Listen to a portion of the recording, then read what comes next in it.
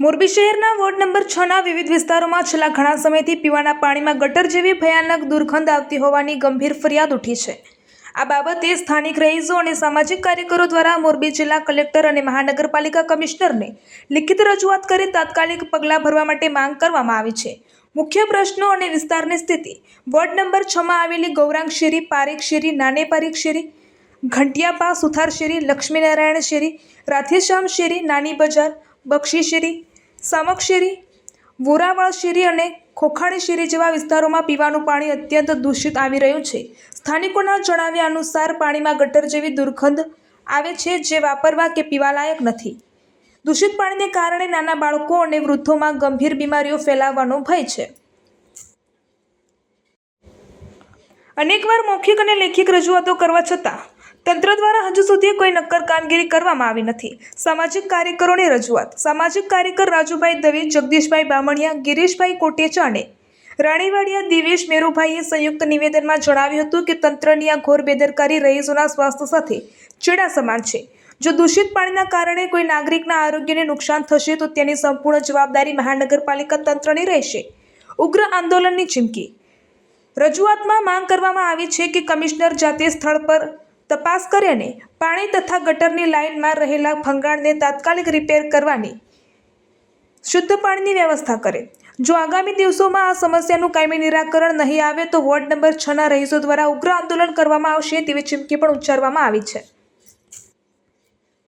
શું નામ તમારું? મારું નામ રાજુભાઈ દવે, સામાજિક કાર્યકર છું। આજે પાણીનો પ્રશ્ન છે, શું છે?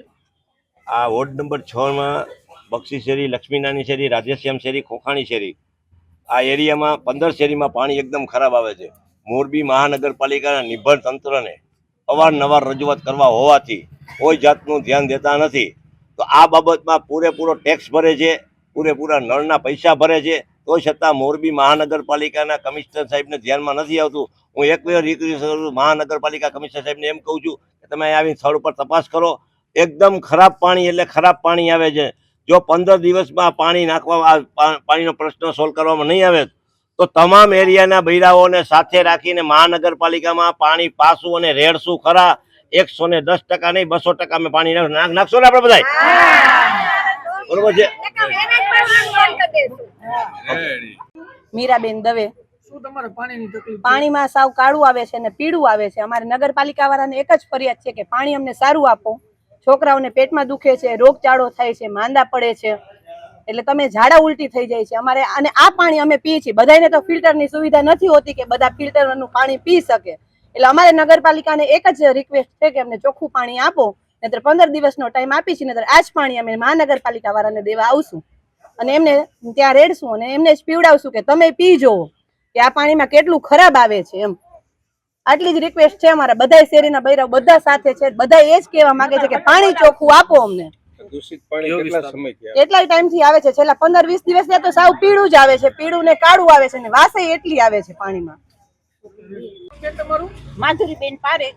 આ પાણી ઘણા ટાઈમથી દૂષિત આવે છે, કેટલા ટાઈમથી પાણી દૂષિત આવે છે અને તમારી માંગ શું છે હવે? અમારી માંગ એ જ છે કે અમે 15-20 દિવસથી પાણી આવું દૂષિત આવે છે, તો પાણી અમારે ચોખ્ખું જોઈએ એમ। અમે ટાઈમે વેરો ભરી છીએ, ટેક્સ ભરી છીએ અમે ટાઈમે, તોય આવી રીતે કે મહાનગરપાલિકા વાળા પાણી ચોખ્ખું નથી આપતા। જો આવી રીતે આવું થશે તો અમે આ લઈને અહીંયા પાણી લઈને અહીંયા આવશું નગરપાલિકા। લગધીરવાસ, લક્ષ્મીનારાયણ શેરી। લાઇટ નથી અમારે ભાઈ, લાઇટની પ્રોબ્લેમ છે। કેટલા પરિવારમાં પાણી ખરાબ આવે? બધા આખી શેરીમાં પાણી ખરાબ આવે છે ભાઈ। દેશ અને દુનિયાના સમાચાર જોવા માટે અમારી ચેનલ વાત્સલ્યમ સમાચારને સબસ્ક્રાઇબ કરો અને બેલ આઇકોન પર ક્લિક કરો, જેથી આપને રોજે રોજની તમામ અપડેટ મળતી રહે। સાથે જ અમારા ફેસબુક અને ઇન્સ્ટાગ્રામ પેજને ફોલો કરો।